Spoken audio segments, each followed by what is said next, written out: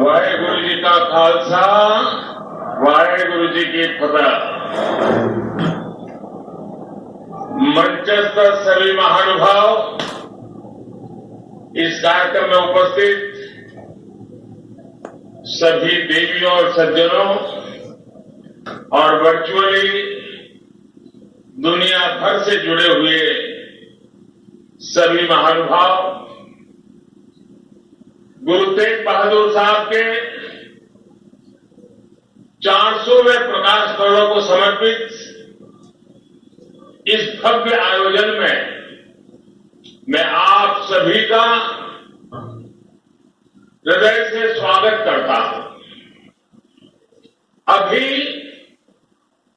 शब्द कीर्तन सुनकर जो शांति मिली वो शब्दों में अभिव्यक्त करना मुश्किल है। आज मुझे गुरु को समर्पित स्मारक डाक टिकट और सिक्के के विमोचन का भी सौभाग्य मिला है। मैं इसे हमारे गुरुओं की विशेष कृपा मानता हूं। इसके पहले 2019 में हमें गुरु नानक देव जी का 550वां प्रकाश पर्व और 2017 में गुरु गोविंद सिंह जी का 350वां प्रकाश पर्व मनाने का भी सौभाग्य मिला था।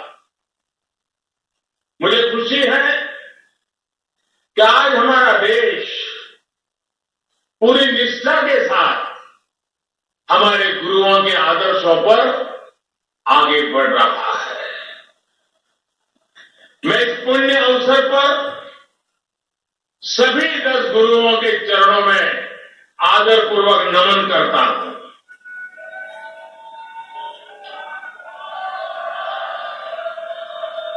आप सभी को, सभी देशवासियों को और पूरी दुनिया में गुरुवाणी में आस्था रखने वाले सभी लोगों को मैं प्रकाश पर्व की हार्दिक बधाई देता हूं। साथियों, ये लाल किला कितने ही अहम कालखंडों का साक्षी रहा है। इस किले ने गुरु तेग बहादुर साहब की शहादत को भी देखा है और देश के लिए मर मिटने वाले लोगों के हौसले को भी परखा है। आजादी के बाद के 75 वर्षों में भारत के कितने ही सपनों की गूंज यहां से प्रतिध्वनित हुई है। इसलिए आजादी के अमृत महोत्सव के दौरान लाल किले पर हो रहा यह आयोजन बहुत विशेष हो गया है। साथियों, हम आज जहां हैं, अपने लाखों करोड़ों स्वाधीनता सेनानियों के त्याग और बलिदान के कारण है। आजाद हिंदुस्तान, अपने फैसले खुद करने वाला हिंदुस्तान, लोकतांत्रिक हिंदुस्तान,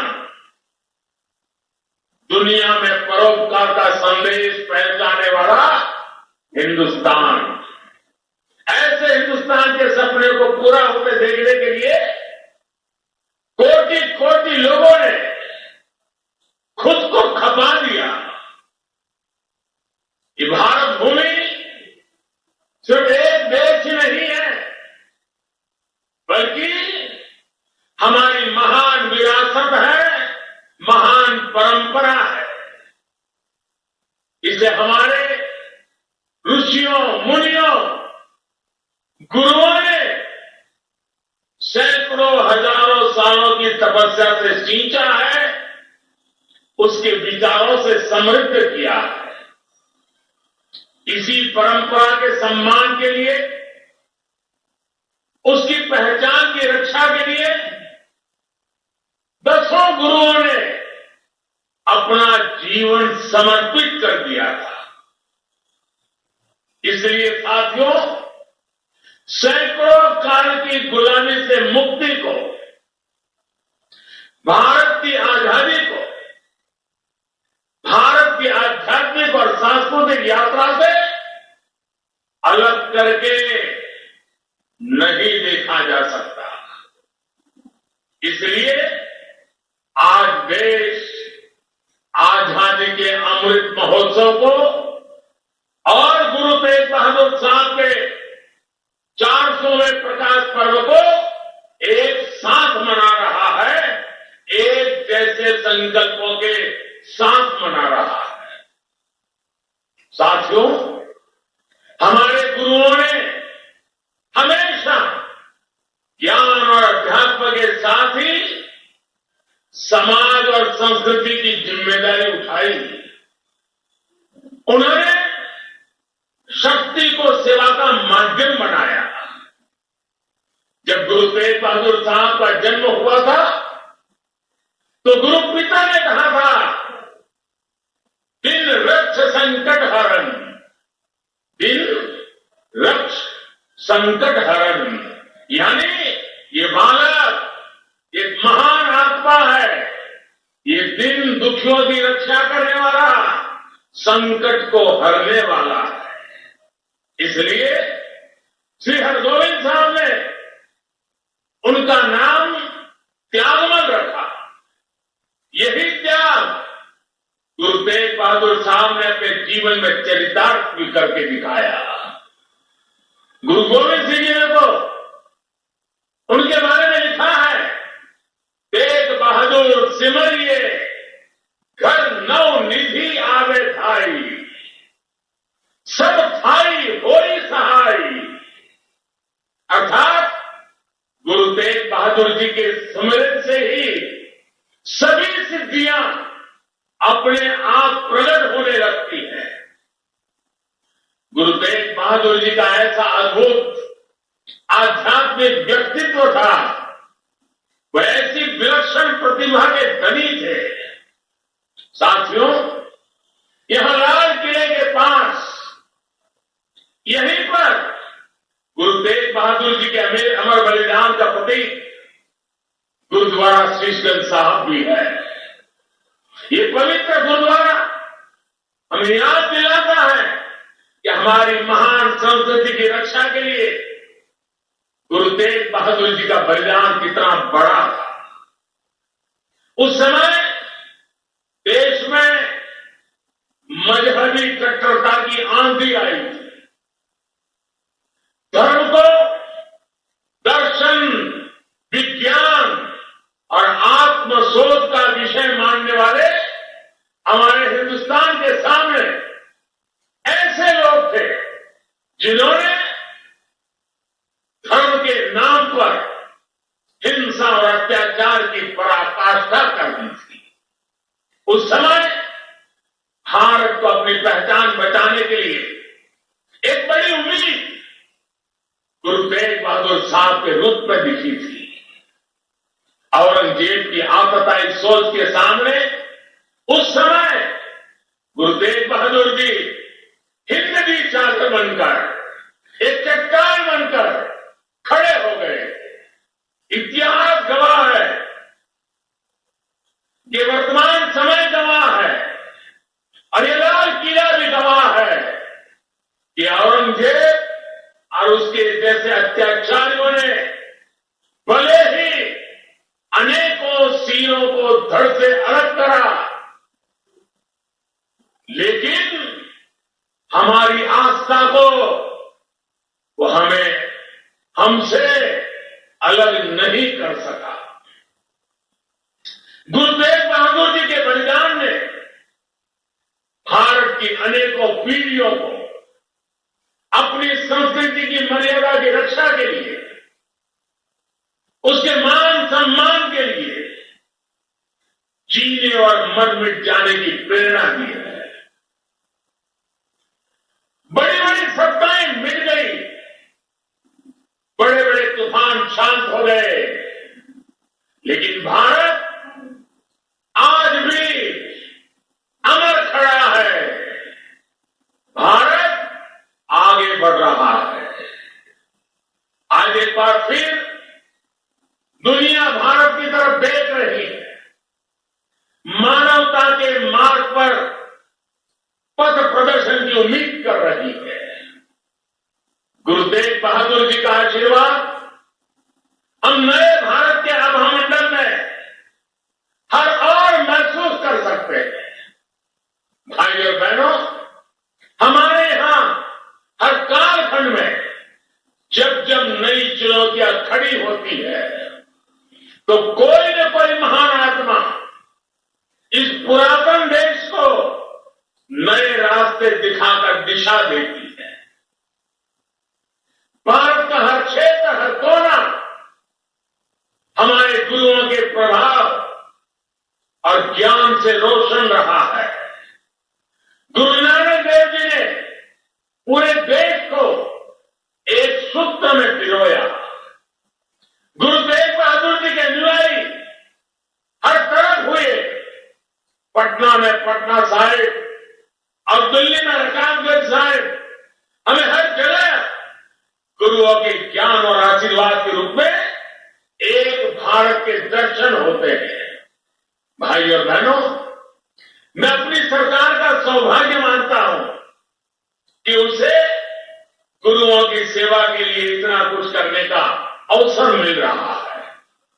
पिछले वर्ष ही हमारी सरकार ने साहिबजादों के महान बलिदान की स्मृति में 26 दिसंबर को वीर बाल दिवस मनाने का निर्णय किया है। सिख परंपरा के तीर्थों को जोड़ने के लिए भी हमारी सरकार निरंतर प्रयास कर रही है। जिस करतारपुर साहिब कॉरिडोर की दशकों से प्रतीक्षा की जा रही थी, उसका निर्माण करके हमारी सरकार ने गुरु सेवा के लिए अपनी प्रतिबद्धता दिखाई है। हमारी सरकार ने पटना साहिब समेत गुरु गोविंद सिंह जी से जुड़े स्थानों पर रेल सुविधाओं का आधुनिकीकरण भी किया है। हम स्वदेश दर्शन योजना के जरिए पंजाब में आनंदपुर साहिब और अमृतसर में अमृतसर साहिब समेत सभी प्रमुख स्थानों को जोड़कर एक तीर्थ सर्किट भी बना रहे हैं। उत्तराखंड में हेमकुंड साहिब के लिए रोपवे बनाने का काम अभी आगे बढ़ रहा है। साथियों, श्री गुरु ग्रंथ साहिब जी हमारे लिए आत्म कल्याण के पथ प्रदर्शक के साथ साथ भारत की विविधता और एकता का जीवंत स्वरूप भी है। इसलिए जब अफगानिस्तान में संकट पैदा होता है, हमारे पवित्र गुरु ग्रंथ साहिब के स्वरूपों को लाने का प्रश्न खड़ा होता है, तो भारत सरकार पूरी ताकत लगा देती है। हम न केवल गुरु ग्रंथ साहिब के स्वरूप को पूरे सम्मान के साथ सिर पर रखकर लाते हैं, बल्कि संकट में फंसे अपने सिख भाइयों को भी बचाते हैं। नागरिकता संशोधन कानून ने पड़ोसी देशों से आए सिख और अल्पसंख्यक परिवारों को देश की नागरिकता मिलने का रास्ता साफ किया है। ये सब इसलिए संभव हुआ है क्योंकि हमारे गुरुओं ने हमें मानवता को सर्वोपरि रखने की सीख दी है। प्रेम और सौहार्द हमारे संस्कारों का हिस्सा है। साथियों, हमारे गुरु की वाणी है, भाई काहू को देत नहीं, भाई काहू को देत नहीं, नहीं भाई मानत आन, कह नानक सुने ने मना, ज्ञानी ताही बखानी। अर्थात ज्ञानी वही है जो न किसी को डराए और न किसी से डरे। भारत ने कभी किसी देश या समाज के लिए खतरा नहीं पैदा किया। आज भी हम पूरे विश्व के कल्याण के लिए सोचते हैं, एक ही कामना करते हैं, हम आत्मनिर्भर भारत की बात करते हैं तो उसमें पूरे विश्व की प्रगति लक्ष्य का सामने रख करके हम करते हैं। भारत विश्व में योग का प्रसार करता है तो पूरे विश्व के स्वास्थ्य और शांति की कामना से करता है। कभी मैं गुजरात से लौटा हूं, वहां विश्व स्वास्थ्य संगठन के पारंपरिक चिकित्सा के ग्लोबल सेंटर का उद्घाटन हुआ है। अब भारत विश्व के कोने कोने तक पारंपरिक चिकित्सा का लाभ पहुंचाएगा, लोगों के स्वास्थ्य को सुधारने में अहम भूमिका निभाएगा। साथियों, आज का भारत वैश्विक द्वंद्वों के बीच भी पूरी स्थिरता के साथ शांति के लिए प्रयास करता है, काम करता है। और भारत अपनी देश की रक्षा सुरक्षा के लिए भी आज उतनी ही दृढ़ता से अटल है। हमारे सामने गुरुओं की दी गई हुई महान सिख परंपरा, पुरानी सोच, पुरानी रूढ़ियों को किनारे हटाकर गुरुओं ने नए विचार सामने रखे। उनके शिष्यों ने उन्हें अपनाया, उन्हें सिखा। नई सोच का एक सामाजिक अभियान एक वैचारिक इनोवेशन था। इसलिए नई सोच, सतत परिश्रम और 100% समर्पण, ये आज भी हमारे सिख समाज की पहचान है। आजादी के अमृत महोत्सव में आज देश का भी यही संकल्प है। हमें अपनी पहचान पर गर्व करना है, हमें लोकल पर गर्व करना है, आत्मनिर्भर भारत का निर्माण करना है। हमें एक ऐसा भारत बनाना है जिसका सामर्थ्य दुनिया देखे, जो दुनिया को नई ऊंचाई पर ले जाए। देश का विकास, देश की तेज प्रगति, ये हम सबका कर्तव्य है। इसके लिए सबके प्रयास की जरूरत है। मुझे पूरा भरोसा है कि गुरुओं के आशीर्वाद से भारत अपने गौरव के शिखर तक पहुंचेगा। जब हम आजादी के 100 साल मनाएंगे तो एक नया भारत हमारे सामने होगा। गुरु तेग बहादुर जी कहते थे, साधो साधो गोविंद के धुन गाओ, मानस जन्म अमोल कपायो, व्यर्था काहे गवाऊं। इसी भावना के साथ हमें अपने जीवन का प्रत्येक क्षण देश के लिए लगाना है, देश के लिए समर्पित कर देना है। हम सभी मिलकर देश को विकास की नई ऊंचाई पर ले जाएंगे। इसी विश्वास